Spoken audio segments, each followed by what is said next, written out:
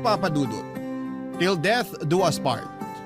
Ang laging bigkas ng mga kinakasal sa harap ng altar. Ganon din ang pangakong binibitawan namin sa isa't isa ng asawa ko noong kami kinasal. At kahit papaano ay masasabi kong napanindigan naman namin ang pangakong yon. Tawagin niyo na lamang po ako sa pangalang Apollo, 45 years old at isang insurance agent mula sa Makati. Sumulat ako sa inyo dahil gusto kong i-share ang love story namin ng asawa kong si May na hanggang kamatayan ay nagpatuloy pa rin ang pagmamahalan naming dalawa. Sa mall kami unang nagkita ni May, Papa Dudut. Dati akong sales boy doon na ang trabaho ay ang mamigay ng flyers sa mga tao tuwing may promo ang pinagtatrabahuhan kong store. Sa dami ng mga taong nakakasalamuha ko araw-araw ay hindi ko pa noon napapansin na ilang beses na palang dumaan sa harapan ko ang aking the one. Parang routine ko na kasi noon ang mamigay ng flyer sa mga taong saglit ko lamang nakikita ang mga mukha kaya mabilis ko lang din silang nakakalimutan. Hanggang sa isang mukha ang nanatili sa memorya ko. Si May na halos araw-araw ko noong inaabutan ng flyer nang hindi ko namamalayan. Una ko siyang napansin dahil sa suot nitong pink na headband. Kinabukasan ay nakita ko ulit ang headband na yon kaya inabangan ko ulit siya sa mga sumunod na araw. Hanggang sa napagtanto kong iisa lang ang babaeng nagmamay-ari ng pink na headband na yon. Noong muling dumaan sa store ang babae ay doon ko na siya unang kinausap, Papa Dudut.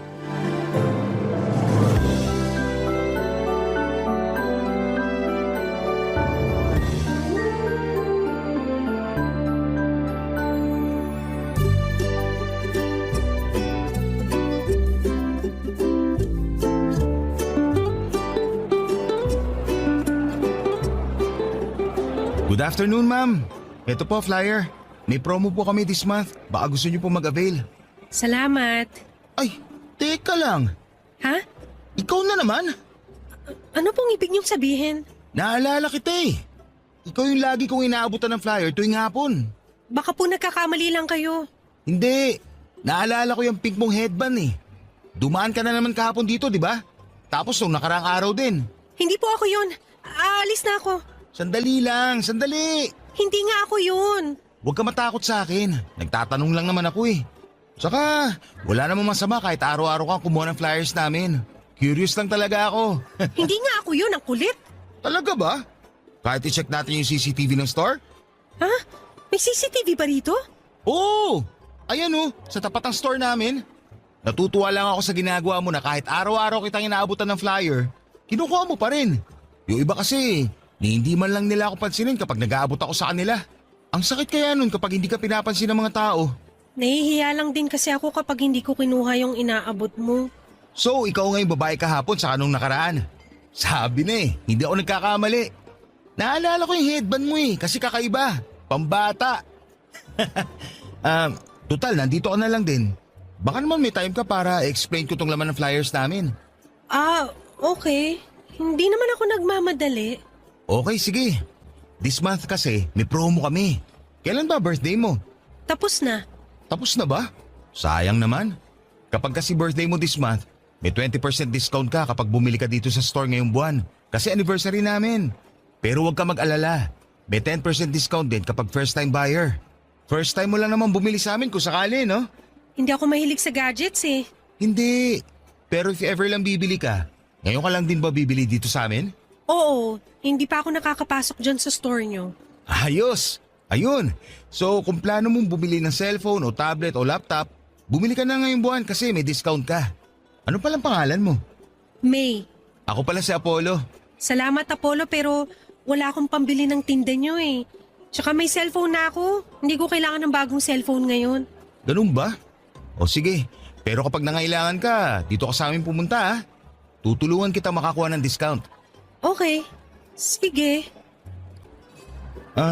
May kailangan ka pa ba? May gusto ka bang itanong? Ang totoo niyan, hindi yung ibinibenta mong sadya ko. kung bakit ako paulit-ulit na dumadaan dito sa store nyo. Ha? Ano? Teka, sinasabi mo ba na sinasadya mong dumaan dito? Parang gano'n na nga. Wala naman talaga akong binibili sa mall na to eh. Bakit ka nagpupunta dito? Nangongolekta ka ba ng flyers? Hindi, wala, nakakaya. Basta, alis na lang ako, baka bahala na kita. Hindi, sandali. Sabihin mo na. Bakit ka naman dumadaan dito kung wala ka naman palang ibang sadya? May sadya ko pero hindi yung store nyo ang sadya ko. Ano? Ikaw, Ha? Ako? matagal ko nang gustong itanong sana yung pangalan mo pero nahihiya lang akong makipag-usap sa'yo. Bakit naman gusto mo malaman pangalan ko? Gusto kitang hanapin sa Facebook para ma-add sana kita. Talaga? Bakit naman? Ang dami mo namang tanong. Crush kasi kita. Ayan, nasabi ko na yung dahilan. Sasabihin mo na ba yung Facebook mo? Totoo ba? Oo nga. Malapit nang maubos yung kapal na mukha ko. Sabihin mo na yung Facebook mo para makaalis na ako. Ganito na lang. Malapit na matapos yung shift ko. Maantay mo ba ako? Bakit naman kita aantayin? Gusto mo makuha Facebook ko, di ba? Antayin mo ko. Gusto muna kita kilalanin bago ko ibigay yung FB ko. Maliit na tao si May Papadudut. Wala pa yata siya sa 5 feet kaya kapag pinagtabi kami ay para kaming magkapatid. Maganda siya, maliit ang mukha pero mature na ang itsura. Singkit ang kanyang mga mata at napaka-expressive ng mga ito. Sa mga mata pa lang kasi ay matutukoy mo na kaagad kung ano ang nararamdaman niyang emosyon dahil napaka-suggestive nito. Nakatira lang si May malapit sa mall kung saan ako nagtatrabaho noon. Tendera siya sa isang bakery nung nakilala ko siya. Lagi raw siyang tumatambay sa mall para makakita ng artista. Marami kasing nagaganap na mall shows sa mall na pinagtatrabahuhan ko noon at karaniwan ay marami rin talagang artista na nagpupunta noon. Noong minsang dumaan siya sa harapan ng store namin ay inabutan ko raw ng flyer si May at doon din ay agad siyang nakaramdam ng attraction sa akin. Hindi naman sa pagmamayabang pero mukha raw kasi akong artista, Papadudut. Simula noon ay araw-araw na siyang dumadaan sa store namin para kumuha ng flyer na inaabot ko sa mga tao. Hanggang sa mamukhaan ko na nga siya at nakausap. Doon na po nagsimula ang pagkakaibigan naming dalawa, Papadudut. Kinuha niya ang Facebook account ko para doon ako kulitin. Kakaiba ang personality ni May, mapaglaro at weird ang ugali nito. Para bang malayo sa mga normal na tao kung tumatakbo or tumakbo ang pag-iisip niya. Siya yung tinatawag na out of the box kung mag-isip. May usapan nga kami noon tungkol sa mga alaga naming hayop. At bigla na lang niya akong tinanong kapag daw ba magkakapareho ang size ng bawat hayop sa mundo. Sino raw sa kanila ang mananalo kapag naglaban? Napahagalpak na lamang ako ng tawa noon habang ini-imagine ko ang langgam at elepante na magkasing laki at naglalaban. Kasabay nito ay napaisip din ako kung sino nga ba sa kanila ang mananalo. Dahil sa kakaibang personality na ito ni May, kung kaya naman ay nagkaroon din ako ng interes sa kanya. Kaya naman noon nagkaroon ako ng oras para magpahinga. Mula sa trabaho ay inaya ko siya para manood ng sine na agad naman niyang pinaunlakan, Papadudut.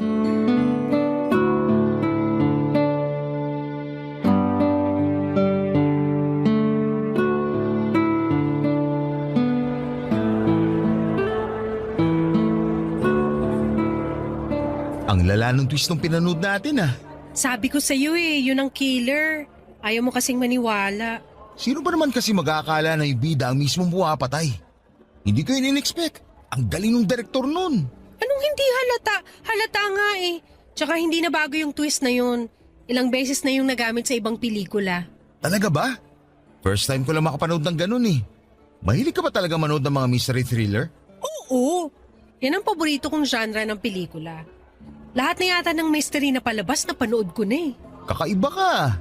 Halos lahat ng kakilala kong mga babae, puro love story ang gustong panoorin sa sine. Pero ikaw, mas gusto mo yung patayan. Masyado na kasing predictable yung mga love story na yan. Puro recycled yung kwento, paiba-iba lang yung artistang bida. Kung sa bagay, nakokornehan din naman ako sa mga love story. Bakit naman? Ibang-iba kasi siya sa totoong buhay. Kapag sa pelikula, parang napakadali magkaroon ng karelasyon. Parang napakagandang ma-in love. Pero ang totoo niyan, hindi naman ganun ka-magical ang pag-ibig tulad ng sinasabi nila. At bakit mo naman niya nasabi? Magical kaya ang pag-ibig. Kapag tumibok na ang puso mo para sa isang tao, para kang nasa alapaap dahil sa saya. Sa simula lang yan. Mawawala rin yung pakiramdam na yan kapag nagsimula na yung mga problema ng pag-ibig. Tulad ng sawaan, agawan, traiduran at lokohan. Parang pinagdaanan mo yung mga yan ah. Hindi ko naman yan sasabihin ko, hindi ko pa naranasan eh. Bakit? Sino bang bumasag sa puso mo kaya ganyan ang tingin mo sa pag-ibig? Wala, wag na natin pag-usapan yon. Sige na, share mo na. Yung last girlfriend ko kasi, nakipagwalay sa akin noon. Kasi hindi niya raw nararamdaman yung spark sa pagitan naming dalawa. Tapos, natural lang naman yun. Kung hindi niya napanindigan yung pagmamahal niya sa'yo, ibig sabihin, hindi siyang para sa'yo. Parte yun ng paghahanap ng pag-ibig. Kaya nga ayoko sa mga love story na palabas dahil doon. Hindi nila ipinapakita ibang parte ng pag-ibig. Yung parte na masakit. Kasi ang mga pelikula for entertainment yan. Hindi yan ginawa para pagdusahin ng mga manonood. Masyado mo namang siniseryoso yung mga palabas sa sinihan. Babalik tayo sa ex mo. Anong nangyari pagkatapos nun? Ayun, wala pang 1 linggo. Nabalitaan ko na lang na sila na pala ng kaibigan ko. Magtutropa kasi kami tapos nung naghiwalay kami ng ex ko, sinalo siya ng kaibigan ko. Nalaman ko na lang na matagal na pala siyang inaantay ng tropa ko. Kaya nung nalaman niyang hiwalay na kami, pumila kagad siya. Ang saklap naman nun. Pero at least hindi kayo pinagsabay, di ba? Mas masakit yun. Kahit ano pa nangyari, ang ending, nasaktan pa rin ako. Ang puso, kailangang masaktan para maintindihan mo kung ano ba talaga ang ibig sabihin ng totoong pagmamahal. Ikaw ba? Nasubukan mo na ba masaktan? Sa pag-ibig? Hindi pa. Bakit? Siguro ikaw yung nananakit. Hindi ah. Hindi ko pa na-experience yung masaktan dahil hindi ko pa naman naranasang makipagrelasyon. Talaga? Hindi pa? Oo. Hindi ko pa naranasang magkaroon ng boyfriend. Wala ka pa naman palang nakarelasyon eh. Pero kapag magbigay ka ng payo, parang ang dami mo na experience ah. Mahilig kasi ako magbasa at saka manood kaya parang na-experience ko na rin kahit papano yung tinatawag nilang pag-ibig. Iba pa rin kapag totoong karanasan. Eh diligawan mo ko para masubukan ko na magkaroon ng boyfriend. Lo, ang prangka mo talaga kahit kailan. Hindi naman na kasi sikreto na may gusto ko sa'yo. Ikaw lang naman yung inaantay ko eh. Ay nako, tara na nga. Baka kung saan pa mapunta tong usapan na to. Kain muna tayo bago umuwi. Okay, sige.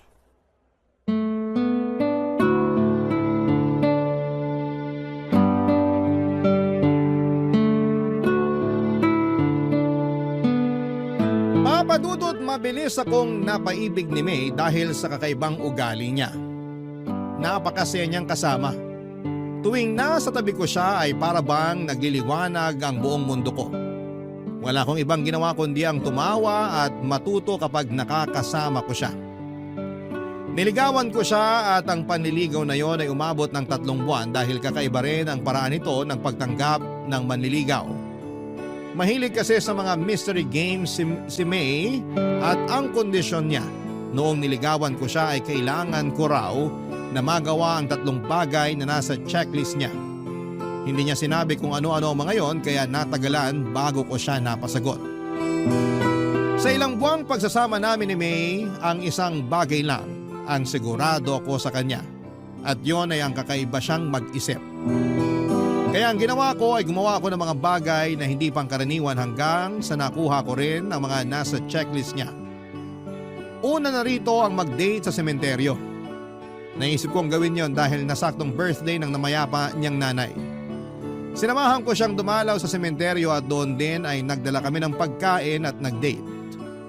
Para sa kanya, sementeryo ang isa sa mga pinakaromantikong lugar na pwedeng puntahan ng magkasintahan dahil bukod sa tahimik, ay ipapaalala lamang nito sa 2 nagmamahalan kung gaano kaikli at kaimportante ang buhay para lang paglaruan nito.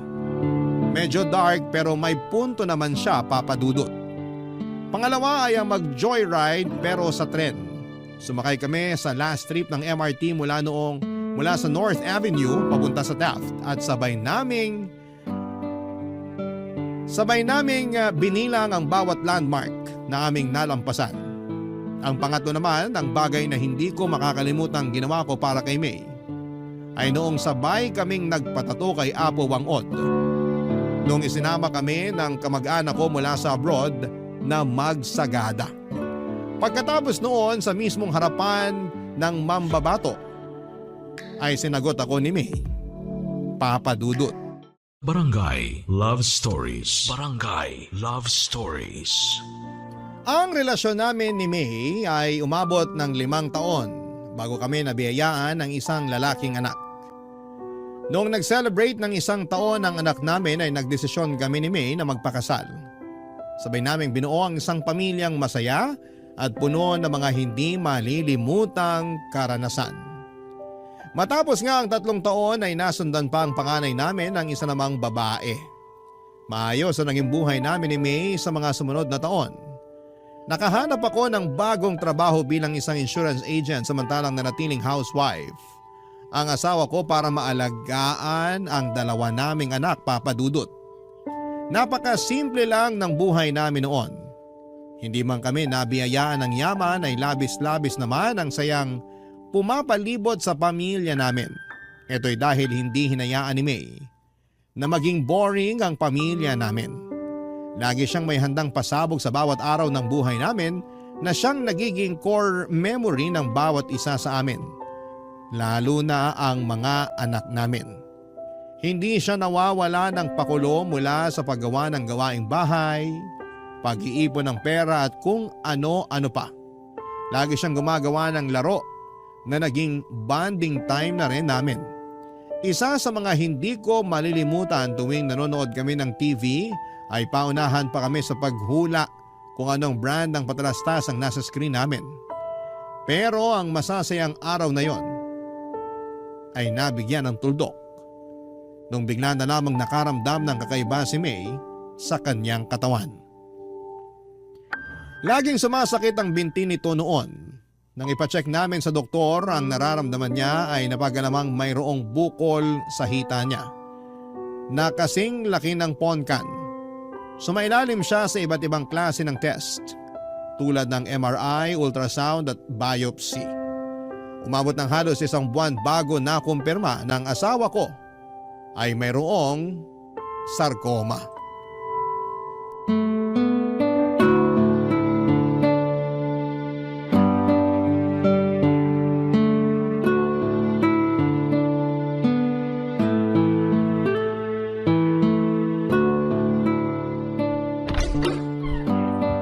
Mahal, nandito na ako.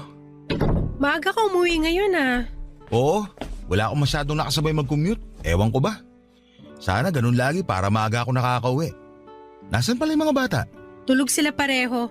Halika rito, tabihan mo ako, may papagawa ako sa'yo. Ano yun? Ito, ginawan kita ng word search puzzle. Word search? Oo, bilugan mo yung mga salitang mahahanap mo rito. Para saan naman to? Basta, may 5 salita akong nilagay dyan. Okay, wala bang clue? Ano mga salita yung hanapin ko? Mga medical term. Medical term? Okay. Ayun, malignant, tama ba? Tama, 4 pa. Ano pa ba? Hindi ako maalam sa mga medical na to eh. Ito, tama ba to? Biopsy! Galing! 3 pa, dalingan mo. Para saan ba kasi to? Basta, kapag nahanap mo na lahat yung words, may ibabalita ako sa'yo. O sige. Ayun! Therapy. Ayun pa! Tumor! Isa na lang. Nasaan pa ba? Hindi, mali. Nahanap ko na yung huli! Cancer! Congrats! Ano namang kinalaman ito sa ibabalita mo sa akin? Ano ba yung mga nahanap mong salita?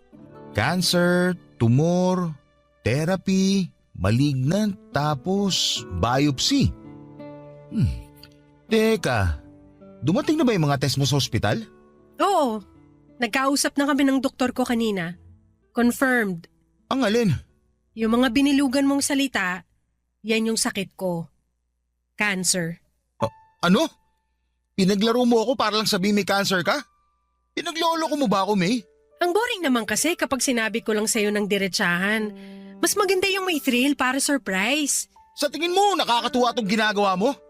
Buhay itong pinag-uusapan natin. Magseryoso ka naman kahit ngayon lang. Hindi lahat pwedeng gawing laro.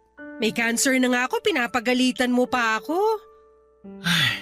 Sorry. Ikaw kasi. Anong sabi ng doktor? Anong klaseng cancer? Anong stage? Sarcoma. Ano yun? Anong klaseng cancer yun? Hindi ko maalala yung sinabi ng doktor. Parang cancer sa buto at sa tissue. Parang ganun. Buong katawan. Kailangan ko raw ng treatment para maagapan yung pagkalat ng cancer. Kailan ka magsisimula? Wala pang date. Sinabi ko kay Doc na kakausapin muna kita tungkol dito. Magpa-treatment ka na. Huwag na natin patagalin to. Pero kakayanin ba natin yung gastos? Huwag mo nang problemahin yan.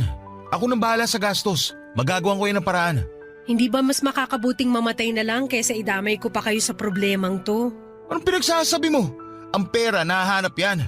Ang buhay, hindi na yan napapalitan. Mas gusto ko na lang na malubog sa utang kaysa mamatay kami. Tandaan mo yan. Oh, nagagalit ka na naman. Ayoko lang na ganyan ang iniisip mo. Walang mabuting maidudulot ang pagkamatay mo. Kaya labanan mo yung sakit mo. Para sa mga anak natin at para sa akin. Sige, oo, lalaban ako. Magpapagamot ako. Alam na ba to ng mama mo? Ikaw pa lang ang pinagsabihan ko. Tatawag ako kay mama mamaya baka sakaling makahiram din tayo sa kanya ng panggastos. Kakausapin ko rin yung mga kapatid ko tungkol dyan. Basta ang mahalaga ngayon, magsimula ka na sa treatment mo. Papadudot lumaban si May at ginawa ko ang lahat para matustusan ang mga gastusin para sa treatment niya. Nag-apply ako sa mga loans at naghanap ng sideline para mabayaran ang mga hospital bills ni May. Hindi rin naman po kami pinabayaan ng mga kamag-anak at kaibigan namin. Nagpaabot din ng tulong ang pamilya ni May, ganoon din ang mga kapatid ko. Minsan kapag nasa ospital kami, ay ang mga in-laws ko ang nagbabantay sa mga bata. May oras nga noon na ilang linggong nawalay sa amin ng mga anak namin dahil kinailangan namin magstay sa ospital noon. Sa awa ng Diyos, ay nalaban na naman ni May ang kanyang sakit matapos siyang magpa-opera. Tumalab ang treatment nito at sumailalim sa remission o pagkawala ng mga sintomas ng kanyang sakit ang asawa ko. Sobra-sobra ang pasasalamat ko noon sa Diyos. Dahil dininig nito ang mga panalangin ko na habaan pa ang buhay ni May.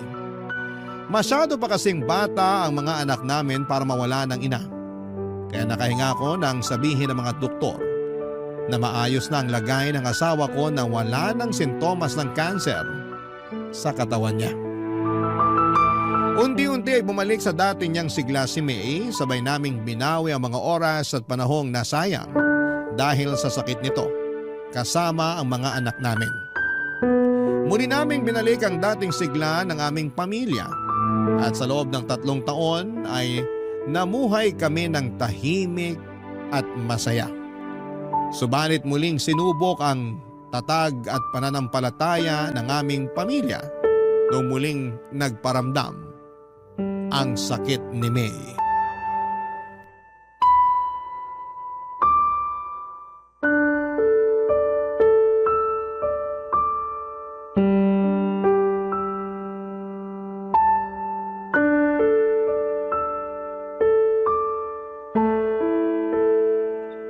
So paano ngayon yan? Nasa ospital pa rin ba kayo ngayon? Kakauwi lang namin ng bahay. Kumusta si May? Ayun, parang wala lang sa kanya yung nalaman niya. Mas ako pa nga yung apektado eh. Ako pa yung mas naunang umiyak kaysa sa kanya. Ganun naman talaga si May eh. Hindi masyadong nagpapakita ng kalungkutan. Ayaw kasi niya na madamay yung mga tao sa paligid niya. Matapang yun eh, pero kahit ganun, samaan mo na lang muna siya. Alam ko na kahit hindi yun nagpapakita ng emosyon eh, mabigat ang pakiramdam nun ngayon. Alam ko naman yun. Nagpapahinga na siya ngayon. Kailan ulit siya sasailalim sa kimo niyan? Bukas na ulit. Medyo aggressive daw yung cancer sa katawan niya. Kaya mas madugo ang treatment ngayon kaysa noon. Hayaan mo, isasama ko siya sa mga panalangin ko. Manalig lang kayo sa Diyos. Malalampasan niyo rin to katulad ng dati. Salamat, Dan. Kung kailangan niyo ng tulong, huwag kang magdalawang isip na tawagan ako. Pwede ako magbantay sa mga bata kapag nasa ospital kayo. Salamat pero nakausap ko na si nanay tungkol dyan. Siya muna ang tatao dito sa bahay kapag nasa ospital na kami. O siya, sige na. Magpahinga ka na rin. Salamat sa pagtawag, pre ha. Walang anuman. Apollo? Apollo? Sandali lang po, nandyan na. O ma, pasok po kayo. Nasaan ang anak ko? Okay na ba siya? Nasa kwarto po si May, nagpapahinga na po siya. Bumiyahe ako agad nung nabasa ko yung text mo. Ano bang nangyari sa kanya? Sumakit po yung likod niya kaninang umaga. Namimilipit na siya sa sakit, kaya itirakbo ko na lang siya sa ospital. Anong sabi ng doktor? Maayos na ba siya? Ma, bumalik po yung cancer ni May. Ano? Diyos ko, May. Akala ko ba maayos ng lahat? Akala ko pa wala na siyang cancer. Yun nga rin po ang alam namin eh. Pero sabi ng doktor, may pagkakataon talaga na bumabalik yung tumor sa mismong pinanggalingan nito. Mahabaging Diyos, ano nang nangyayari dito sa anak ko? Ma, sa inyo ko lang po muna sasabihin to. Hindi pa po to alam ni May. Pero bago kami umuwi, nakapag-usap kami ng doktor niya. Anong sinabi niya sa'yo? Masyado daw aggressive yung cancer cell sa katawan ni May. Binigyan na po siya ng doktor ng taning. Anong sabi mo? 2 weeks hanggang 2 months na lang daw po itatagal ng katawan niya. Hindi ito maaari. Baka naman nagkakamali lang yung doktor. 2 weeks? Magkausap lang kami kahapon ni May sa video call. Ang lakas-lakas pa ng anak ko. Basta ang sabi lang po sa akin, ihandaan na lang po natin ang mga sarili natin. Pero ma, huwag niyo na lang mo sanang sabihin to kay May ha. Ayokong mapanghinaan siya ng loob. Diyos ko, ang anak ko. Gagawin naman daw po ng mga doktor ang magagawa nila para mapahaba pa ang buhay ni May. Umaasang tumalab yung treatment at mapahina ulit yung cancer katulad ng dati. Pero sa pagkakataong to, baka raw po medyo dehado. Anong klaseng doktor yan kung hindi pa man nagsisimula yung treatment nawawala na sila ng pag-asa? Tayo na lang po ang inaasahan ni May. Kaya wag din sana tayo mawala ng pag-asa. Palaban si May at alam kong lalabanan niya itong sakit niya. Magtiwala po tayo sa Diyos. Papadudot ang panalangin ko noon sa Diyos ay dugtungan pa ang buhay ng asawa ko. Pinagbigyan niya ako at dinugtungan niya ang buhay ni May. Maaaring kalabisan na kung humingi ulit ako sa kanya ng oras pero yun po ang ginawa ko. Ipinagpanalangin ko ulit na sana'y malampasan namin ang panibagong dagok sa buhay namin at tunay ngang God is good dahil ang hiling kong yon ay muling tinupad ng Panginoon. Nalampasan po ni May ang taning na ibinigay sa kanyang buhay. Ganon pa man ay tuluyan ng humina ang katawan nito. Nakaratay na lamang siya noon sa kama, hirap kumilos, hirap kumain, hirap huminga. Ang tanging nagagawa na lamang niya noon ay ang umiyak ng umiyak dahil sa sakit na nararamdaman niya mula sa iba't ibang parte ng kanyang katawan. Hindi ko po iniwan si May sa kanyang laban. Lagi akong nasa tabi niya sa tuwing nahihirapan siya. Mula umaga hanggang sa pagtulog namin ay hawak-hawak ko ang mga kamay niya para maiparamdam ko sa kanyang hindi siya nag-iisa. Hanggang sa nag-decide si May na itigil na ang treatment niya. Hindi na raw kaya ng katawan niya ang bagsik na dulot ng mga treatment na ginagawa sa kanya. Pakiramdam niya ay mas lalo lang daw siyang nanghihina. Hindi ako pumayag noong una pero dahil sa pakiusap nito ay wala na akong nagawa kundi ang ibigay ang kahilingan niya. Umabot pa nga ng 4 na buwan si May bago tuluyang bumigay ang katawan niya. Papadudot na gulat ako sa naging reaksyon ng puso ko noong nag-flatline si May. Nakahinga ko. Sa halip na balutin ako ng kalungkutan ay nakaramdam ako ng kaginhawahan. Sa wakas ay tapos na ang paghihirap ng asawa ko. Hindi na niya kailangang mamilipit sa sakit. Hindi na niya kailangang umiyak. Hindi na niya kailangang maghabol ng kanyang hininga. Payapa na siya. Wala nang paghihirap. Wala nang pagdurusa. Barangay Love Stories. Barangay Love Stories. Papadudot ang isa sa mga pinakamahirap na parte ng pagluluksa ay ang pagharap sa katotohanan. Sa mga huling buwan ni May ay inihanda ko na ang sarili ko sa pagkawala ng asawa ko. Ang akala ko noon ay makakaya ko nang tanggapin ang katotohanan, pero noong nangyari na nga ay hindi pa rin pala ganong kadali ang lahat. Sa buong burol ni May ay wala akong ibang naramdamang emosyon kundi ang pagkamanhid. Marahil noong mga panahong yon ay hindi pa napoproseso ng utak ko ang mga nangyayari. Para akong robot na sinunod ang lahat ng kahilingan ng asawa ko.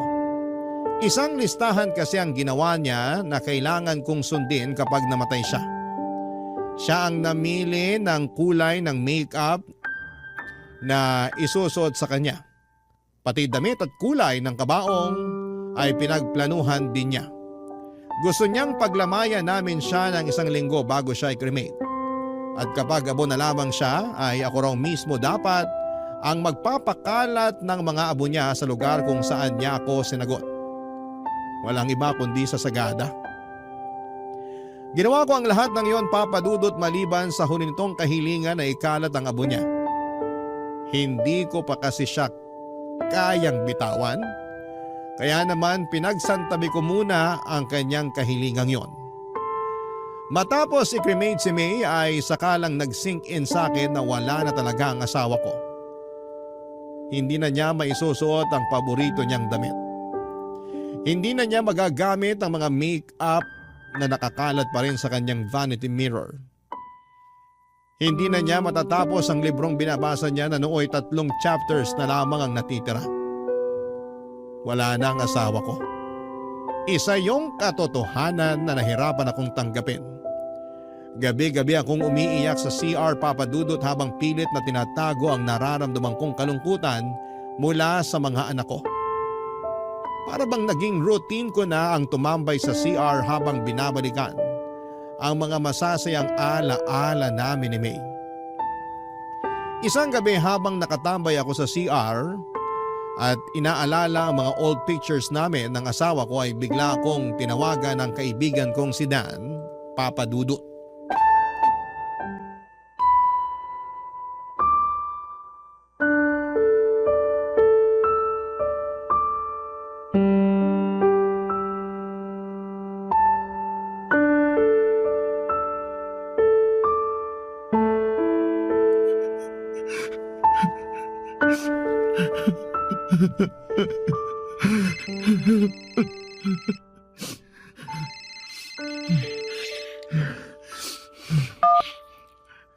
Hello, Dan.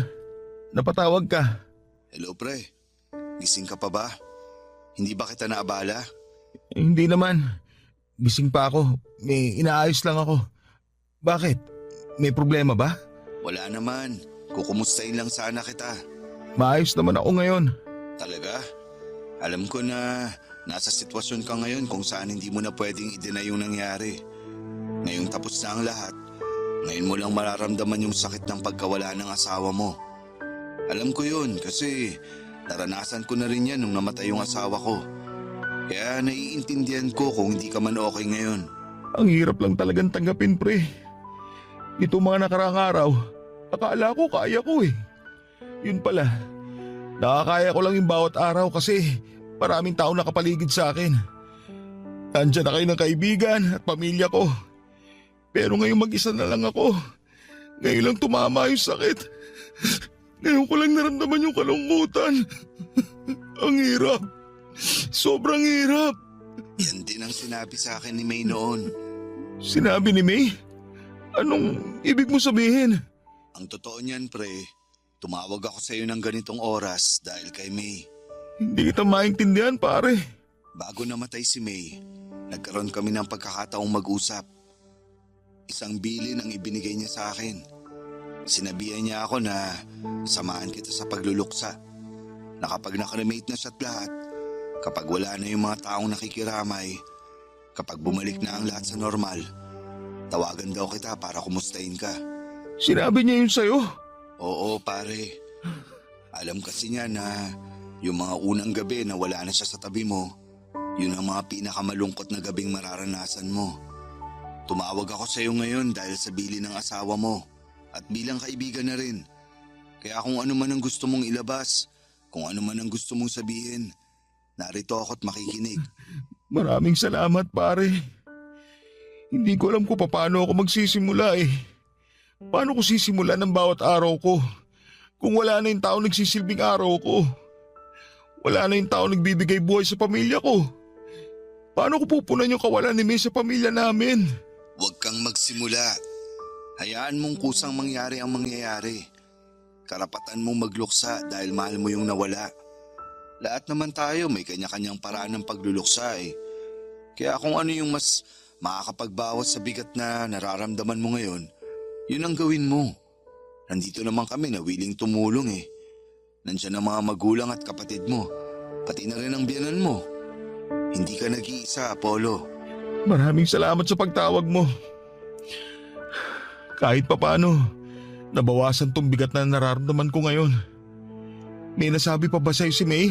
Sinabihan niya ako na ako na raw bahala sa'yo at gabayan ko raw yung mga anak niyo.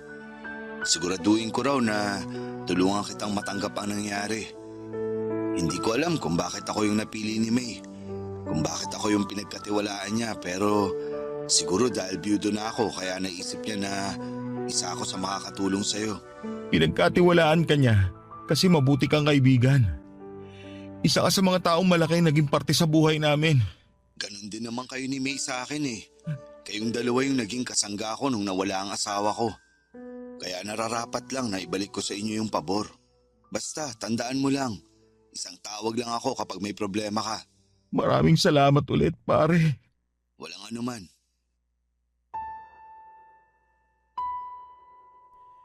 Nagulat ako papadudot na kahit nawala na si May, ay nagawa pa rin pala niyang magplano para sa hinaharap. Hindi ko lubos maisip na kahit nasa kalagitnaan na ng paghihirap si May, ako pa rin ang iniisip niya. Mas lalo tuloy akong nalungkot at nangihinayang sa sanay magandang buhay ng asawa ko. Napakabata pa niya para pumanaw. Marami pa siyang pwedeng mapasaya sa buhay kaya sobra akong nasayangan sa sanay buhay na pwede pa nitong maranasan.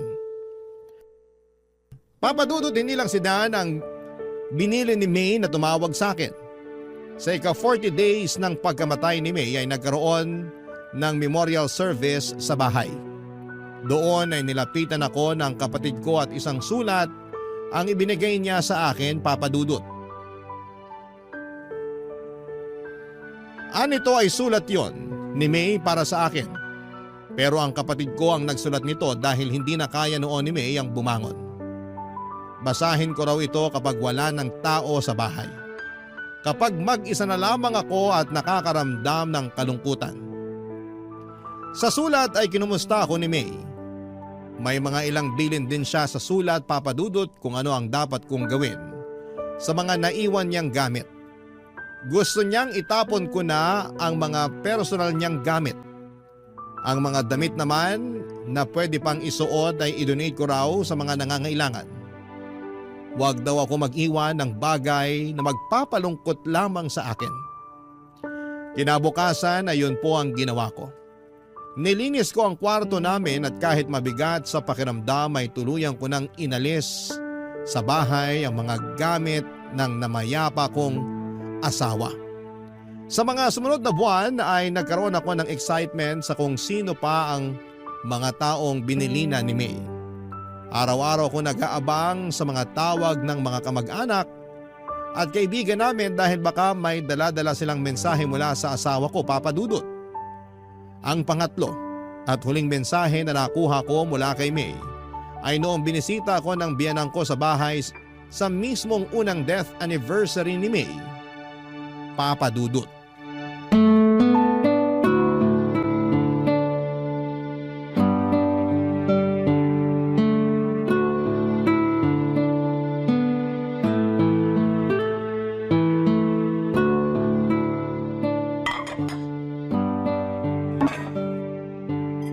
Ma, ako na po dyan.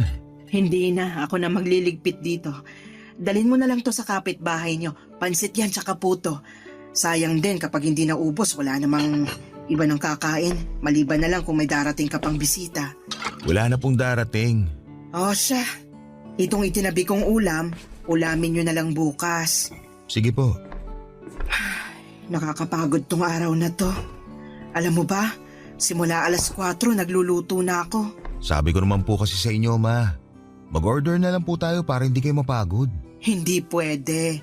Kapag nag-order tayo, para na rin nating ininsulto si May. Dapat bigyan pa rin natin siya ng oras kahit na sa paghahanda lang ng anibersaryo ng pagkamatay niya. Alalahanin natin siya sa pamamagitan ng pagkaing inihanda natin para sa kanya mismo. Salamat po pala sa pag-prepare ng handa ngayon. Walang anuman. Nasabi na sa akin yan ni May bago pa siya pumanaw. Binili na niya ako na pagsapit daw ng death anniversary niya, ako raw ang magluto ng handa dahil hindi ka raw marunong magluto. Binili na niya rin po kayo? Oo. Nung hinatid mo yung anak mo sa eskwela noon, ako yung naiwan na nagbantay kay May. Nag-usap kami tungkol sa buhay-buhay, tapos nabanggit niya na natatakot siyang mamatay. Hindi dahil mawawala na siya sa mundong to, kundi dahil maiiwan niya kayong mag-aama niya. Paano na lang daw kapag may handaan? Sino na raw ang magluluto? Tapos napag-usapan namin, yun nga, tungkol sa death anniversary niya na samahan kita kasi alam niya na hindi ka marunong maghanda sa mga ganitong klaseng okasyon. Kahit kailan talaga. Kahit wala na siya rito. Kami pa rin ang inaalala ni May. Ay, ganun talaga yung batang yon. Mas iniisip niya yung kapakanan ng iba kaysa sa kanya. Bago pala siya pumanaw, may iniwan si May para sa'yo. May iniwan po siya? Ano po yun? May nirecord siya para sa'yo. Sabi niya, iparinig ko raw to sa'yo sa first anniversary ng kamatayan niya. Nasaan po? Ay, taka, nandito sa cellphone ko eh. Tulungan mo nga akong hanapin, nasa recording yun eh. Amin na po. Ako na ang titingin. Ayan yung cellphone ko. Hanapin mo na lang. 556655 ang passcode. Sige po.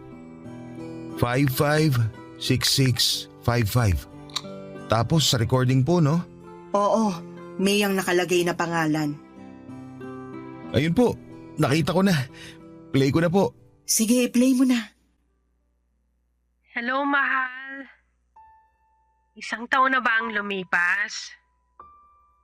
Ang bilis naman. Parang kailan lang nung nawala ako ah.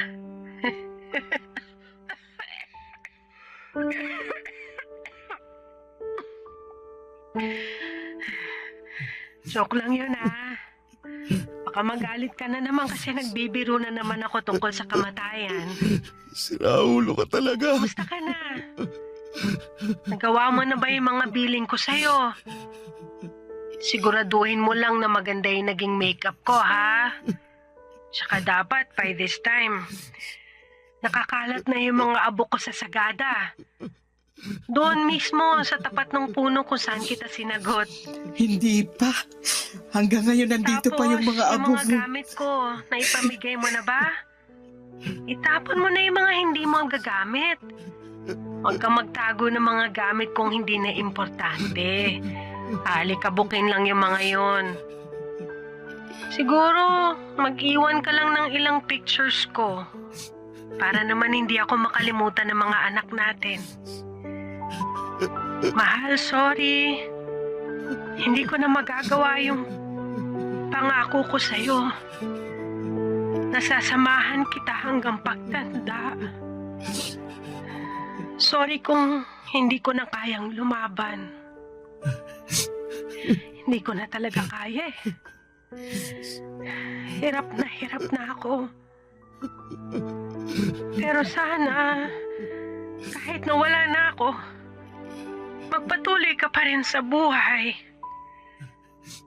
Maghanap ka ng bagong taong magpapatibok sa puso mo.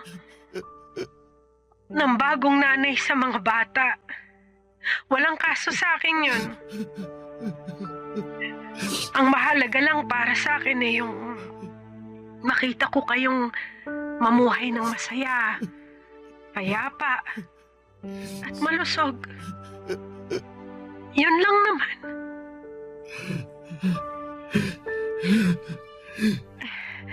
Ito na yung huling habiling ko sa'yo. Ikaw nang bahala sa mga bata, ha? Paalam, mahal ko. Paalam, mahal.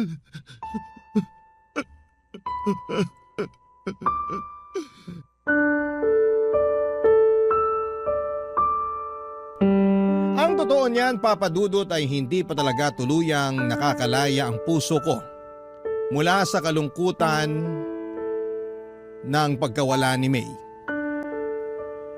Hindi pa rin talaga siya kayang pakawalan kahit na matagal na siyang namayapa. Araw-araw ay pumapasok pa rin siya sa isipan ko. Dumating nga noon sa puntong gumagawa pa ako ng senaryo sa utak ko bago ako matulog kung saan ay masayang nagsasama ang buo naming pamilya. Yun na lang kasi ang tanging paraan para mawala ang pagkalumbay ng puso ko. Pero tama ang mga sinabi ni May mula sa recording na ginawa niya. 1 taon na ang lumipas at kailangan ko na siyang pakawalan. Hindi pwedeng lagi na lamang akong nakasilip sa nakaraan, Papa Dudut. Kailangan kong harapin at tanggapin ang kinabukasan na wala na si May para na rin sa mga anak namin. Unti-unti ay sinanay ko ang sarili ko na wala ng May sa tabi ko. Ginawa ko ang lahat bilang single parent para mabigyan ng magandang kinabukasan ang mga anak ko. Nung nakahinga na ang puso ko ay dinala ko ang mga bata sa sagada at doon ay ikinalat namin ang mga abo ni May. Papa Dudut, hindi na po ako nakapag-asawa pang muli at sapat na sa akin ang 2 anak namin ni May. Hindi man kami buo ay masaya at kontento naman ang pamilya namin. Hindi ko na kailangan ng bagong pag-ibig pa dahil buo ang puso ko sa pagkakaroon ng 2 anak. Ngayon ay kailangan ko na lamang gampanan ang trabaho ko bilang magulang sa kanila sa pamamagitan ng mga natutunan ko sa dati kong asawa na si May. Hanggang dito na lamang po ang kwento ko sa inyo, Papa Dudut. Ang inyong forever, kapuso at kabarangay, Apollo. Dear Papa Dudut, mapagpalang araw po sa inyo at sa lahat ng bumubuo ng Barangay LS. Pati na rin po ang mga nakikinig ngayong araw. Magbabakasakali po ako na mapili at mabasa ninyo ang sulat ko sa mismong araw ng undas. Laking pasasalamat ko po kapag nagkataon. Tawagin niyo na lamang po ako sa pangalang Junie, 29 anyos. Taga-Aklan na po ako ngayon pero nangyari po ang kwento ko noong nakatira ako sa Antique. Lumaki po ako na walang ama. Ang tumayong tatay ko po noon ay yung stepfather ko na si Tito Domeng. Kaya nang mamatay ang nanay ko ay siya na lamang ang naiwan sa akin. Hindi niya ako pinabayaan kahit na hindi naman niya ako kadugo. Aaminin ko po agad sa inyo na matatakotin po akong tao. Madali akong magulat at nagbubutil-butil po talaga ang pawis ko kapag nakakaramdam ako ng takot. Mula pagkabata po kasi ay nakakakita ako ng mga ligaw na kaluluwa. Malakas din ang pakiramdam ko tuwing may kakaibang elemento sa paligid ko. Laki ako sa probinsya at marami ng kababalaghan ang naranasan ko na hindi ko pa nakikwento sa iba. Wala rin akong pinagsabihan noon na nakakakita ako ng mga ligaw na kaluluwa. Pero isa lang ang nasiguro ko noon. Bukas ang third eye ko kaya nakikita ko sila.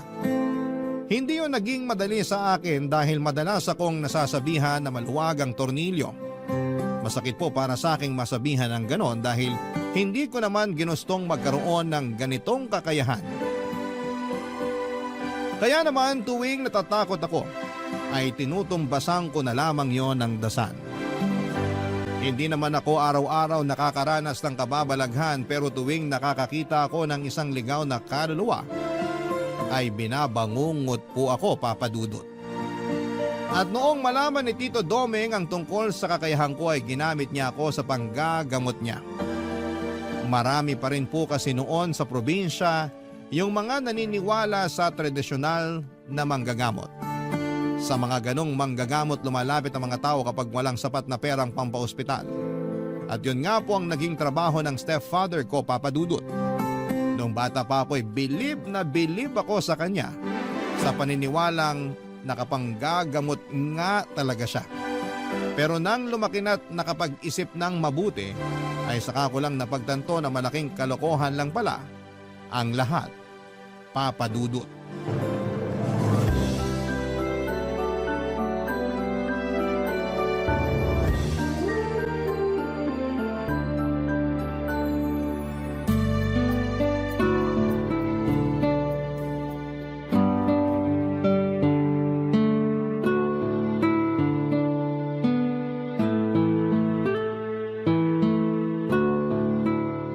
Oh, ba't di pa tayo umaandar? Titingnan ko muna yung gulong, Tito. Flat yata. Ha? Ngayon pa talaga? Pudpud na kasi yung gulong nitong tricycle eh. Sa susunod na linggo ko pa sana balak palitan. Kaso inabutan na ngayon. Paano ngayon yan? Papalitan ko na lang sandali. May dala ka bang ekstrang gulong? May naikarga naman ako sa likod, Tito. Mabuti naman. Bilisan mo na lang. Mag-aalas 11 na ng gabi. Teka, bababa muna ako nang mapalitan mo yung gulong ng maigi. Yung mga gamit mo pang ayos, nadala mo rin ba? Lagi lang naman nandito sa likod yon. Buti na lang talaga naisipan kong ikarga tong gulong kanina. Kung hindi, baka dito na tayo magpapalipas ng gabi. Hindi tayo pwedeng magpalipas ng gabi rito, Juni. Bakit naman, Tito? Basta, Nga pala, Tito. Ano ba talagang sakit nung matandang ginamot nyo kanina? nung matandang babae. Siyempre, nag-imbento lang ako ng sakit. Pero mukhang maayos naman yung kalagayan ng matanda. Dala na lang siguro ng edad kaya nanghihina. Hindi na nga makatayo eh. Ikaw ba naman abuti ng mahigit 80 anyos? Hindi mo ba nakita kanina kung gaano katanda yung ale? Hindi naman ako pumasok sa bahay nila, kaya hindi ko na nakita yung matanda. Kayo lang naman kailangan dun. Umamin ka nga. Napipilitan ka lang bang sumama sa akin? Paano tayo paniniwalaan ng mga ginagamot ko kung hindi mo ipinapakitang suportado mo ko sa ginagawa ko? Mali naman kasi naman loko tayo ng ibang tao, Tito. Totoong herbal naman yung pinababayaran ko sa kanila. Hindi ko nga lang alam kung magagamot nun yung sakit na meron sila. Pero hindi ko nakasalanan yun. Sila tong may kailangan sa akin. Yun na nga, Tito eh. Kailangan nila kayo kasi wala silang pampaospital. Nagtiwala sila sa inyo. Pero naging katiwa-tiwala ba kayo? Hindi na mahalaga kung nagtiwala sila sa akin o hindi. Hindi ko naman sila gagamutin sa ikalawang pagkakataon. Kung wala akong nagawa para sa kanila sa unang beses na lumapit sila, malamang kukuha na ng panibagong manggagamot yung mga yun. Kaya bakit pa ako mag-aalala? Paano nga kung wala silang makuha? Sa tingin nyo ba, may maitutulong pa yung herbal na ginawa nyo? Nung tinikman ko nga yung laman ng binibenta nyo, oregano lang yung nalasahan ko. Bakit mo kasi tinikman? Sira ulo ka pala eh. Ay, bilisan mo na lang dyan ang makauwi na. Juni, kaninong aso yung nasa may likuran mo? Malay ko po, di naman tayo taga rito. Tsaka, anong aso sinasabi nyo? Wala naman ako nakikita. Tumingin ka sa likuran mo. Anak ng, kanina pa ba yan dyan? Bugawin mo. Baka mamaya, hindi lang basta aso yan. Nasa liblib na lugar pa naman tayo. Wala tayong maihingan ng tulong dito. Shoo! Alis! Umalis ka rito! Hoy! Ano ka ba? Hindi naman umaalis eh. Batuhin mo na.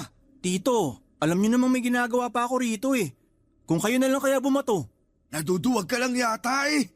Ay, pambihira naman oh. Bibilisan ko na lang dito para makaalis na tayo. Ano, Juni? Wala na bang ibibilis yan?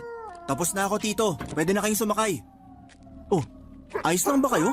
Paano ako magiging maayos kung may umaalulong na aso malapit sa atin?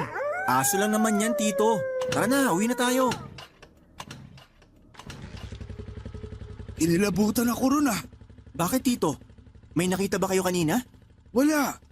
Pero nakakatakot kapag sa harapan mo mismo umalulong yung aso. Hindi naman sa inyo nakaharap yung aso kanina habang umaalulong. Kahit na, hindi pa rin maganda yun. Lalo na't hindi naman natin alam kung saan nanggaling yung asong yun. Sandali, alam mo ba kung anong ibig kong sabihin? May naaamoy silang masamang espiritu. Hindi lang yun. May mamamatay rin.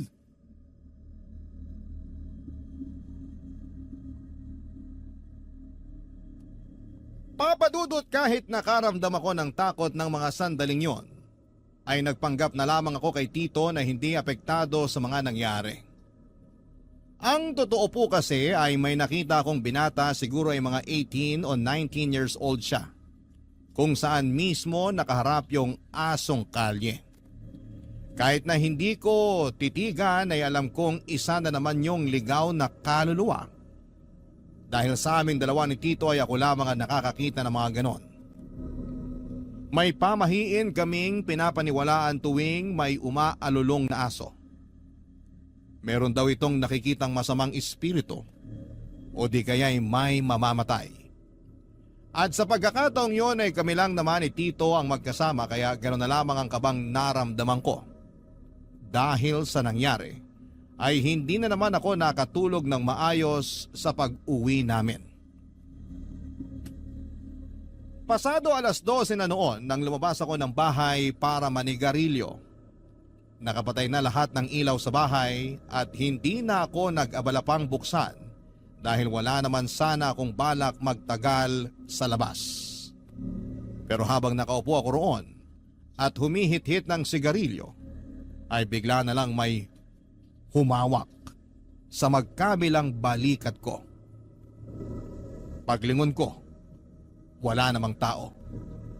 Nang ibalik ko noon ang tingin sa harapan ko ay ramdam na ramdam ko na nagkakabutil-butil na ang pawis ko sa noo. Nang makita ang isang batang lalaki na nanlalalim ang mga mata at maputla ang mga labi niya. Nang kumurap ako ay bigla na lamang itong nawala. Papadudot.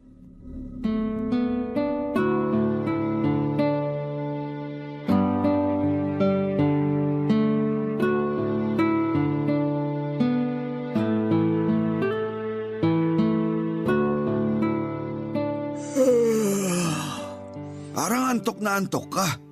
Hindi ka ba nakatulog ng maayos kagabi? Naalimpungatan kasi ko kagabi. Ang ingay ng mga aso ng kapitbahay. Tahol ng tahol.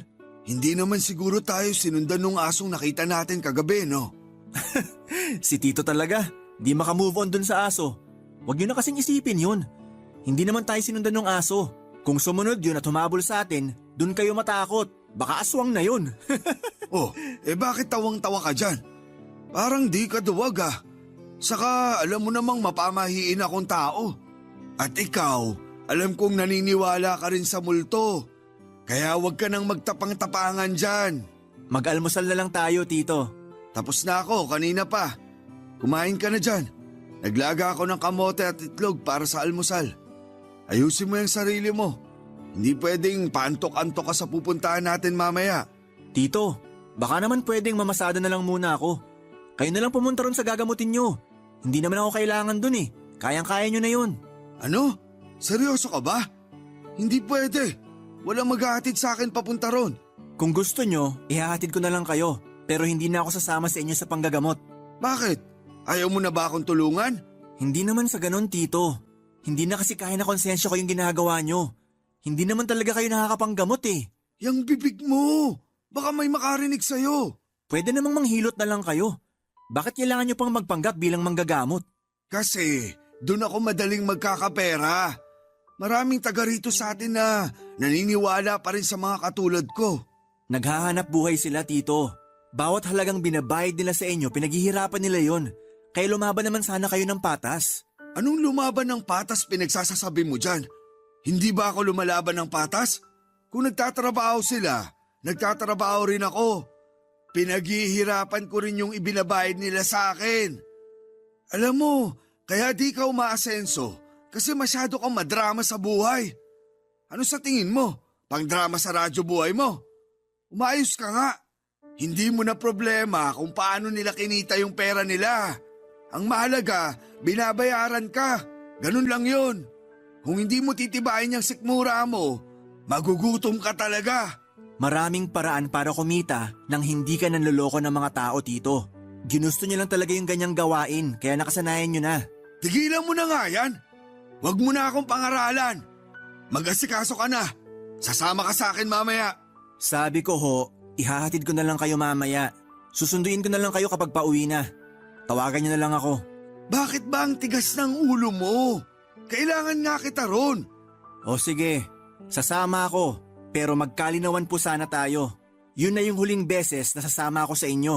Kasi sa susunod na pilitin nyo pa akong sumama, mapipilitan na akong sabihin sa mga ginagamot nyo na peke kayong manggagamot. Kung marunong kang tumanaw ng utang na loob, hindi mo gagawin yan sa akin.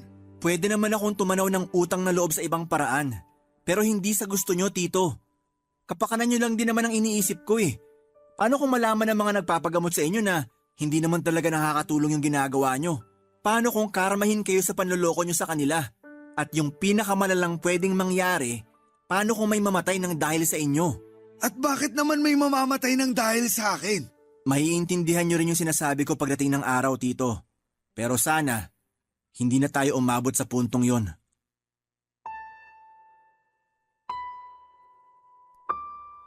Papadudot ilang beses ko nang sinubukan na patigilin na si Tito sa ginagawa niya. Tuwing may inilalapit sa kanya na may lagnat o pananakit ng katawan, ang matik na sinasabi niya ay napaglaruan daw ng elemento. Minsan naman ay sinasabi niyang may nagbabantay na kaluluwa at doon niya ginagamit ang kakayahan ko. Sinasabi niya na may nakikita akong kaluluwang gumagambala sa kanila kahit na ang totoo ay wala naman talaga. Dahil kung meron man ay hindi na kakailanganin pang magsinungaling ni Tito. Tuwing sinasabi ko sa kanya na ayoko nang sumama sa panggagamot niya ay ginagamit niya ang utang na loob ko sa kanya para hindi ako makawala. Batid ko na may sarili naman akong pag-iisip at kaya ko nang magdesisyon para sa sarili ko, Papa Dudut. Pero hindi ko naman siya magawang iwanan dahil wala na siyang pamilya o malapit na kamag-anak doon sa lugar namin. Hanggang isang araw ay hindi ko akalain na aabot na rin si Tito sa puntong pati mga taong malapit sa amin ay biniktima na rin niya para sa pera. Nagkasakit noon, Papa Dudut, ang nanay ng kaibigan ko. Naging magkaklase kami ni Chito noong high school at magkapitbahay lang din kami. Dahil ilang araw nang masama ang lagay ng nanay niya, ay nagpasya na siyang lumapit kay Tito Doming sa pag-aakalang may maitutulong ito sa kanila para gumaling. Barangay Love Stories. Barangay Love Stories. Papa Dudut, hindi ako kasama ni Tito noong ginagamot niya ang nanay ni Chito. Kahit anong kasing pilit niya ay namasada na lamang ako.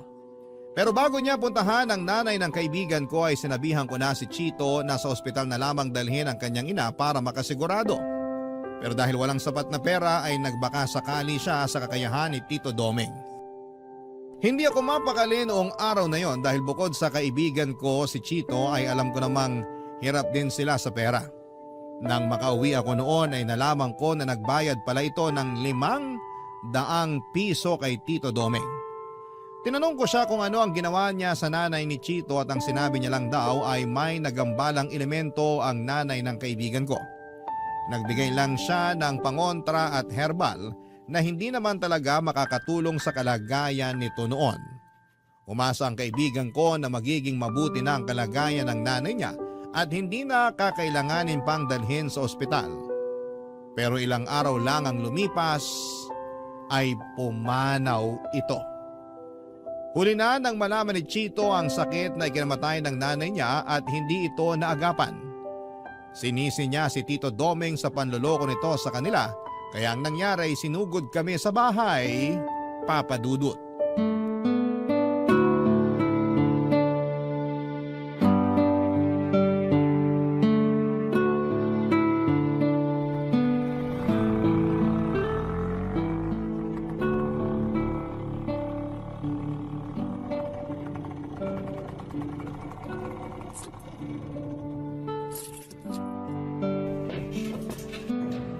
Ay, salamat. Nakauwi rin.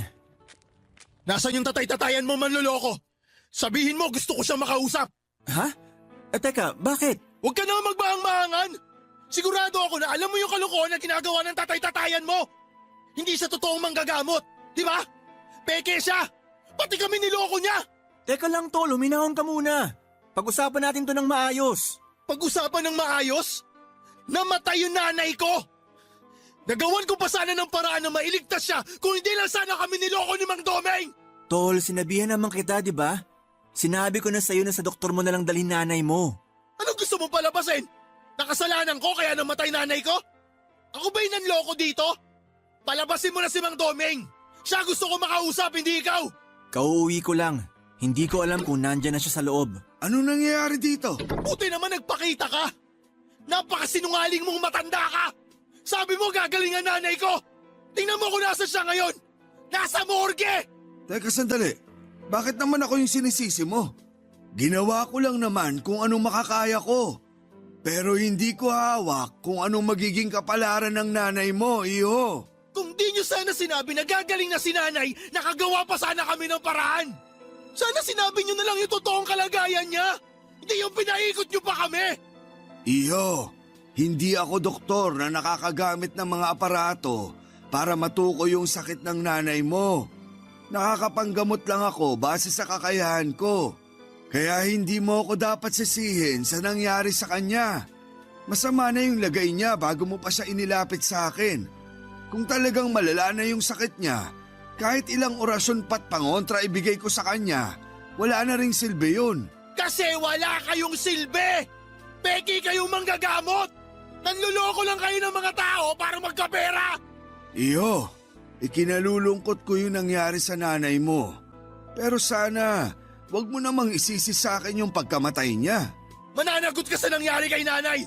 Tol, Huwag mo na subukan ipagtanggol to matanda! Wala akong kasalanan sa pagkamatay ng nanay mo, Chito. Tanggapin mo na lang na hanggang doon na lang yung buhay niya. Tsaka sa tingin mo, kung nadala mo siya sa ospital nung araw na pinagamot mo siya sa akin, makakaligtas pa siya? Kakailanganin mo muna ng malaking halaga bago siya asikasuhin sa ospital. Nagkamalas-malas lang kasi sa akin pa napatapat. Ako patuloy yung nasisi. Napakawalang puso nyo talaga! Hanggang ngayon ayaw nyo pa rin aminin na nagkamali kayo? Umuwi ka na't asikasuhin mo na lang yung burol ng nanay mo. Huwag kang mag-alala. Magbibigay naman ako ng abuloy. Tito naman, tumigil na kayo. Hindi ko kailangan ng abuloy mula sa inyo! Itabi nyo na lang yon! Kasi baka isang araw, isa naman sa inyo ang mangailangan ng abuloy! Abat, pinagbabantaan mo ba kami? Hindi ko na kailangan gawin yon! Karma na bahala sa inyo! Huwag kayong mag-alala! Magbibigay ako ng pang-abuloy kung sakali! Aalis na ako! Pero tandaan nyo yung mga sinabi ko! Hindi ko gusto tabas ng dila ng kaibigan mong yun, Johnny. Masyadong mayabang. Kung pagbantaan ako, ganun-ganun na lang. Hindi nyo na sana pinatulan. Natural lang na mataas pa yung emosyon ng tao. Isa pa, hindi man kayo yung direktang may kasalanan sa pagkamatay ng nanay niya, may kasalanan pa rin kayo kasi niloko nyo sila. Ay, ganun ba talaga kahirap humingi ng tawad para sa inyo? Imbis na sa sitwasyong to, kayo yung magpakumbaba. Lalo nyo pang pinalala. Papadudot gustuhin ko mang makipaglamay kina Chito ay hindi ko nagawa yon. Sa takot na magkagulo lamang kapag nakita niya ko roon. Inirespeto ko na lamang ang gusto ng kaibigan ko at para makatulong kahit papaano ay palihim akong nagpaabot ng kaunting abuloy para sa yumao niyang ina.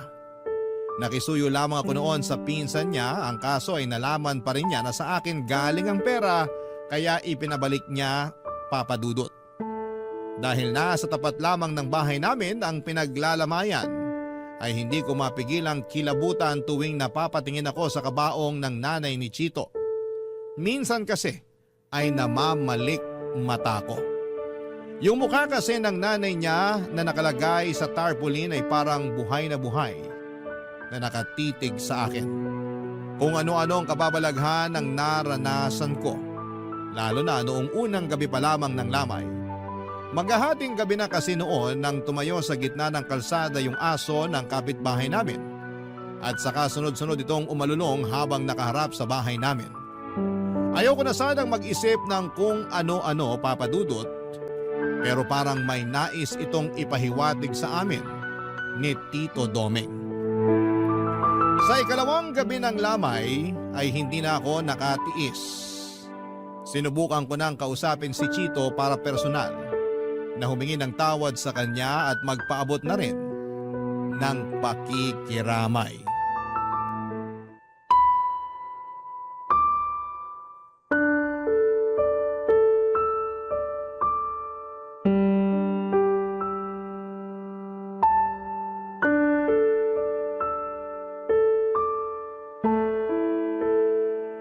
Tol, pasensya ka na. Dumiretso na ako rito sa bakuran nyo. Di ba sabi ko sa'yo ayoko makita pagmumukha mo dito? Ano yan? Naghuhugas kamay ka ngayon? Tol, hindi. Gusto ko lang talaga makiramay. May pinagsamahan naman tayo eh. Kung ano man yung nagawa ni Tito, hindi naman ako kasama ron. Pinigilan ko rin naman siya eh. Ikaw rin, pinigilan kita. Ano ngayon gusto mong gawin ko? Pasalamatan ka? Hindi naman sa ganon. Gusto ko lang makiramay, yun lang. Ay, ano pang magagawa ko nandito ka na. Baka gusto mo magkape. May mainit na tubig pa ron sa kusina. Hindi na. Di na ako magkakape. Gusto ko lang talagang sabihin na pasensya ka na talaga. Hanap ka na lang na mauupuan mo. Konti pa lang naman yung tao dito sa lamay. Sige, pero baka kailangan mo rin ng tulong. Kahit tagabigay lang ng kape o biskwit, pwede ako. Huwag ka mag-alala. Hindi naman ako mag-uuwi. Huwag na. Huwag ka na mag-abala. Kaya ko na to. O sige, ikaw bahala. Magkalinawan lang tayo Hindi porkit hinahayaan kita rito, pwede na rin pumunta rito yung tatay-tatayan mo. Magkakagulo talaga kami pag nakita ko siya rito. Mukhang hindi naman talaga siya pupunta kung sakali. Tol, pwede ko bang silipin si tita? Pwede naman. Sige, sumilip ka. Grabe, nakakagulat talaga itong nangyari kay tita. Ang lakas-lakas pa niya nung nakaraan. Binibiro pa nga niya ako tuwing nakikita niya akong dumaraan eh. Hindi kasi nagsasabi si nanay na may nararamdaman na pala siya. Sana may nagawa man lang ako para sa kanya. Ayaw lang siguro ni tita na maging pabigat sa'yo, kaya hindi niya sinabi. Ano nga palang sakit niya? Pancreatic cancer. Nakita ko yung itinago ni nanay na papel sa mga gamit niya. Nagpa-check up na pala siya noon pero hindi niya sinasabi sa akin. Pero di ba inaaya mo siyang magpa-check up nitong mga nakaraang buwan nung sinabi mo na may napapansin ka sa kanya? Inaaya ko siya pero ayaw niya sumama. Hindi niya raw gusto yung amoy ng ospital eh. Ang sabi niya pag nasa loob siya ng ospital para siyang unti-unting pinapatay. Ay, kaya naman pala niya nasabi yun kasi nanggaling na siya ron. Naalala ko yung araw na yun. Maghapon siyang nawala. Tapos ang sabi niya lang, naghahanap siya ng pwedeng pasukan bilang kasambahay. Talagang ayaw niya na nag-aalala ka. Kaya kahit nahihirapan na hindi pa rin nagsasabi. Tama ka. Ayaw niyang mamroblema pa ako sa gastusin. Hindi ko rin kasi alam kung saan ko kukunin yung pera kung sakali. Pero sakit-sakit sa parte ko. Nawala man lang akong nagawa para dugtungan yung buhay ng nanay ko. Kasalanan ko to eh. Kasalanan ko rin kung bakit namatay si nanay. Huwag mo nang sisihin yung sarili mo. Wala na tayong magagawa. Wala na siya eh. Ipagdasal na lang natin yung kaluluwa ni... Tol, bakit? Ang nanay mo, nandito siya. Ano? Seryoso ka? Sinabi ko naman sa'yo noon na nakakakita talaga ako ng mga ligaw na kaluluwa, di ba? Huwag ka mag-alala. Hindi kita niloloko. Pero bakit nakikita mo siya rito? Kaya mo ba siyang kausapin? Nakikita ko lang siya. Pero wala akong kakayahan na kausapin siya. Sa tingin mo, galit ba sa akin nanay ko? Hindi ko masasabi. Ha? Namatay yung kandila. Siya ba may gawa nun? Teka, kumalma ka nga. Maraming nakikipaglamay ngayon. Baka matakot mo sila. Paano ako kakalma kung alam ko nandito yung kaluluwa ng nanay ko? Tapos namatay pa yung kandila. Anong ibig sabihin nun? Ipinaparamdam lang niya na nandito siya. Wala naman siyang intensyon na takutin tayo. Nandito pa rin ba siya? Oo. Nasa tabi mo. Tol naman! Huwag mo naman akong takutin ng ganyan. Totoo yung sinasabi ko. Pero hindi mo naman kailangan matakot. Si nanay talaga oh. Mahal na mahal ko naman siya pero wag naman sana siya magparamdam ng ganito. Baka pag nagkataon, dalawa na kaming paglamayan dito.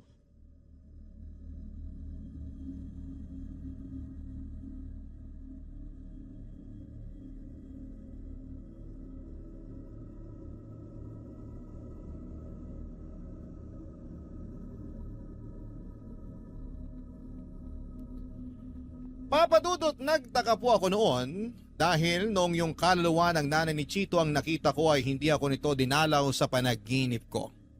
Sa katunayan, iyon pa lamang ang unang pagkakataon na nakatulog ako ng maayos matapos makakita ng kaluluwa ng yumao. Tungkol naman kay Tito Doming, kahit nalaman niya na wala na ang nanay ni Chito ay hindi man lang siya humingi ng tawad at hindi pa rin siya tumigil sa panggagamot niya. May iba na namang gumaling sa tulong niya pero iyon ay dahil simpleng lagnat lamang talaga ang sakit nila at wala ng sintomas ng iba pang mga sakit. Pero bukod sa nanay ni Chito ay may nabanggit sa akin si Tito na may isa sa mga ginamot niya ang tuluyan ng namaalam. Ang malala doon, hindi pa rin siya nakonsensya sa ginawa niya. Papa Dudut, hindi ko alam kung bakit napakabigat ng pakiramdam ko nang umuwi sa bahay ni Tito matapos niyang ibalita na namatay yung matanda habang dinadasalan niya. At kaya ginabi siya ng uwi ay dahil may dinaanan pa siyang lamay ng gabing yon. Pagkagaling sa lamay ay diretsyo na agad siya pauwi sa bahay at hindi na naisipang pang magpagpag, dala ng kalasingan. Pero ang hindi ko alam, bukod sa pagsuway niya sa pamahiin tuwing may lamay, may isa pa pala siyang ginawang kalokohan na hindi ko akalain na magagawa niya ng mga panahong yon, Papa Dudut. Barangay Love Stories. Barangay Love Stories. Papa Dudut, nang minsang umuwi si Tito ay nagtaka ko kung bakit may mga dala siyang pagkain. Noong tinanong ko siya kung saan galing yon, ang sabi niya lang ay bigay lang daw yon ng mga ginamot niya. Binigay lamang bilang pasasalamat. Pero syempre hindi ko siya nagawang paniwalaan dahil malakas talaga ang pakiramdam ko noon na may ginawa na naman siyang kalokohan. Ilang araw lang mula nang mapansin ko yung mga dalang pagkain ni Tito Doming ay nalaman ko na nagsusugal na rin pala siya sa mga pinupuntahan niyang lamay, kung saan na siya nakakarating noon dahil sa kaadikan niya sa pagsusugal. Hindi lang yon ang ginawa niya. Inamin niya rin sa akin na noong natalo na siya sa sugal ay natukso siyang kumuha ng pera sa mga abuloy doon mismo sa tabi ng kabaong noong pinaglalamayan. Naggalit ako sa kanya. Sa halip kasi na magtinu siya dahil sa nangyari sa nanay ni Chito ay lumala pa siya at umabot pa nga sa puntong ultimo patay ay nagiging biktima na rin niya. Pero ang mas inaalala ko po noon ay yung nalabag ni Tito ang pamahiin sa patay. Bukod sa hindi siya nagpapagpag, nag-uwi rin siya ng mga pagkain galing sa lamay, pati na rin yung perang kinuha niya mula sa abuloy.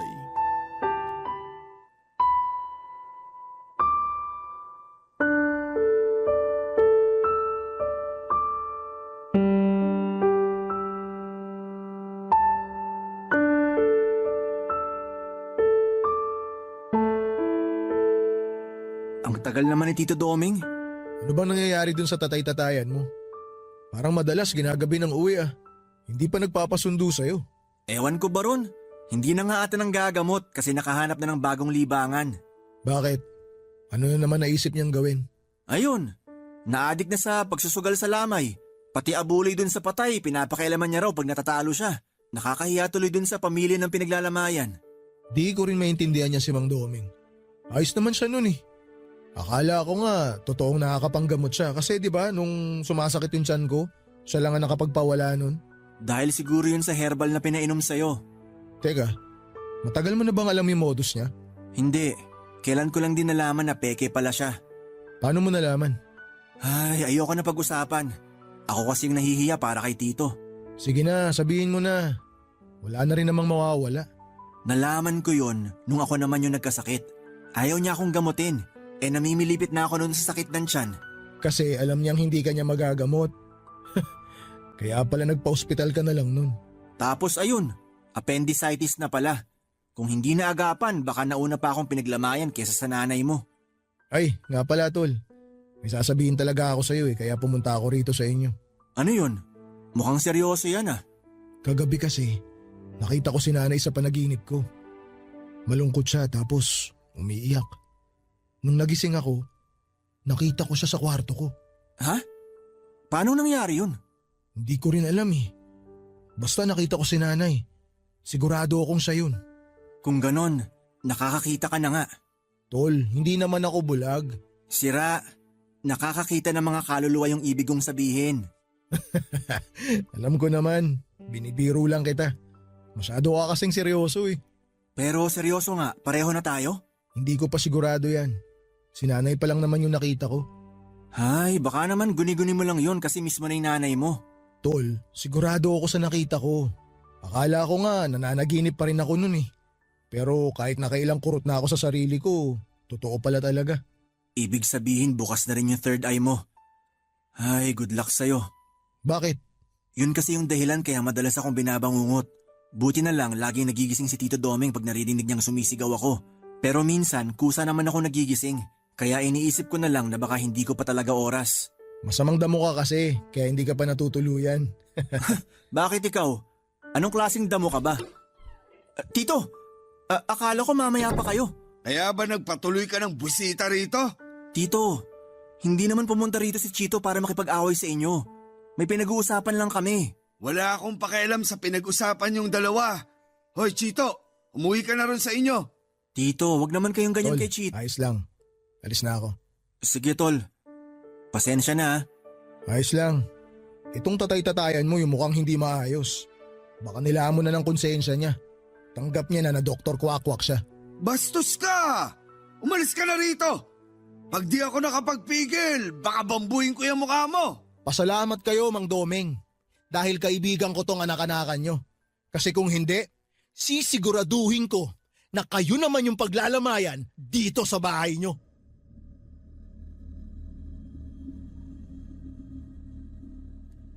Papadudot, mabuti na lamang at hindi nagkasakitan ng mga oras na yon sina Chito at Tito Domeng. Hanggang sa pagkakataong kasing yon ay hindi pa rin sila nagkakaayos. Sa pag-uwing yon ni Tito Domeng ay napansin ko kaagad ang butil-butil na pawis niya mula sa kanyang noo. Pati na rin sa ibang parte ng kanyang katawan. Parang pagod na pagod siya. Nang tanungin ko siya ay sinabi niyang masama raw ang pakiramdam niya. Hanggang sa nauwi na nga sa trangkaso ang sama ng pakiramdam ni Tito. Binantayan ko siyang magdamag, pinainom ko siya ng gamot at pinunasan ang katawan niya para bumaba ang lagnat niya. Pero walang nagbago sa nararamdaman niya, Papadudot. Kahit alalang-alala na ako noon sa kalagayan niya, ay pilit pa rin niyang sinasabi na ayos lamang siya at mawawala rin yon. Pero makalipas ang isang linggo, hindi pa rin bumababa ang lagnat ni Tito Domeng. Ang pinagtataka ko lamang noon ay tinubuan na rin siya ng malalaking butlig sa katawan. Nagtutubig po yun at kapag pumutok na ay nagiging sugat naman. Batid kong nahihirapan na noon si Tito kaya sinabi ko na sa kanyang dadalhin ko na siya sa ospital. Pero hindi po siya pumayag. Ang katwiran niya ay wala rin naman kaming pampaospital at ayaw niya ring may iba pang makaalam tungkol sa kalagayan niya. Pinagbigyan ko naman siya pero habang tumatagal ay napapansin ko rin ang paglaki ng kanyang tiyan. Hindi ko po noon maintindihan kung anong nangyayari kay Tito kaya humingi ako ng tulong sa ibang mga kakilala namin. Pero noong dadalhin na namin siya sa ospital ay saka naman siya binawian ng buhay. At sa unang gabi ng lamay niya ay may nangyari na kababalaghan.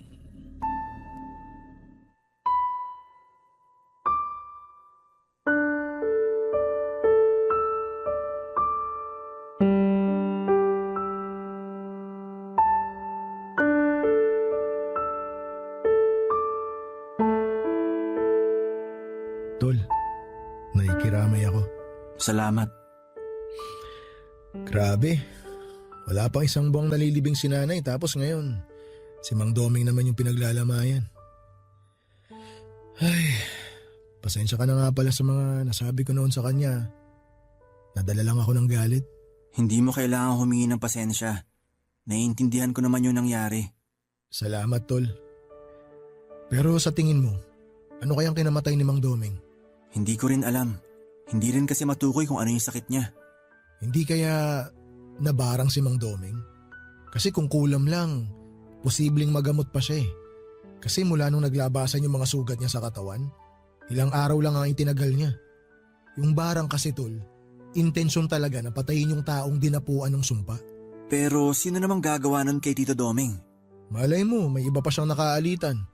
Basta ako, hindi ko magagawang magpakulam o magpabarang ng tao. Kahit na malaki pa yung kasalanan sa akin. Ngayong napag-usapan na natin yung barang, suspecha ko baka isa sa mga pinagnakawan niya ng abuloy yung nagalit sa kanya. Hindi malabong mangyari yun. Pero mahirap din mambintang. Mahirap patunayan kung sino yung nagpabarang kay Mang Doming eh. Lalo na kung hindi naman natin kilala kung sino yung mga galit sa kanya. Kahit naman loko-loko si Tito Doming, nakakaawa pa rin siya. Tsaka siya na lang yung meron ako. Ngayong wala na siya, mag-isa na lang talaga ako sa buhay. Ako rin naman eh. Si nanay na lang yung meron ako tapos nawala pa. Wala man lang sa mga kamag-anak ni Tito Doming yung dumating para makiramay. Sinubukan ko naman silang kontakin. Pero mga wala raw pamasahe. Uy, ayos ka lang? Bigla ka na lang natahimik dyan. Huwag mo sabihin may nakikita ka na naman. Tol, tingnan mo yung bangkay ni Mang Doming. Bakit? Anong meron? Tingnan mo yung bandang leeg niya. Parang may gumagalaw eh. Ano namang gagalaw dyan? Ikaw talaga, mananakot ka pa. Seryoso ko, tingnan mo, ayun oh. Parang may uod. Oo nga. Pero paano magkakauod yung bangkay ni Tito? Unang gabi pa lang naman ang lamay niya. Mukhang binarang nga si Mang Doming, Tol. Ganyan daw kasi yung nangyayari kapag namatay sa barang ang isang tao eh. Hindi pa rin nawawala yung sumpa kahit patay na siya. Uy, bakit natapon yung mga abuloy? Nasagi mo ba yung garapon? Hindi, ang layo ng kamay ko. Pasuyo naman, Tol. Ikaw na mamulot ng mga barya. Sisindihan ko lang tong kandila. Namatay na naman eh. Ay, sige, ako na pupulot sa mga barya. Hoy, ano ba yan? Huwag ka humarang. Nakita mo na ngang may pinupulot dito eh, tsaka ka patatayo sa harap ng kabaong. Uy, Manong! Pwede po bang umatras muna kay sandali? Pupulutin ko lang itong mga barya oh. Uy, sinong kausap mo dyan? Yung Manong na nakatayo dito sa... Ha? Mang Doming! Tol! Nandito siya! Tol! Ano? Nakikita mo rin ba siya? Oo, nakikita ko rin siya. Pero huwag ka na magpahalata. Tayo lang yung nakakakita sa kanya. Baka matakot yung mga tao dito sa burol kapag nalaman nilang nakikita natin yung kaluluwa ng pinaglalamayan. Pero... Sige na nga. Grabe naman oh. Bakit nagpapakita sa akin si Mang Doming? Hindi naman ako yung nagpabarang sa kanya. Nakita ko rin naman yung nanay mo nung burol niya. Teka, kilala mo ba yon? Sino? Ayun oh, yung binata na nakatayo ron sa may poste. Kanino ko pa siya napapansin na nakatingin dito. Akala ko naman kanina napatingin lang. Pero paglingon ko nandun pa rin siya. Hindi umaalis. Oo nga no. Titig na titig siya sa kabaong ni Mang Doming. Hindi kaya kamag-anak niya yan? Wala siyang kamag-anak dito. Eh sino yun? Hindi ko nga alam. Kaya nga tinanong kita. Ha? Tol! Nawala yung binata. Teka, saan naman pumunta? Ewan ko. Ang bilis na wala eh. Tumingin lang ako sa isang sandali. Paglingon ko, wala na siya eh. Hayaan mo na. Baka napadaan lang. Baka nga.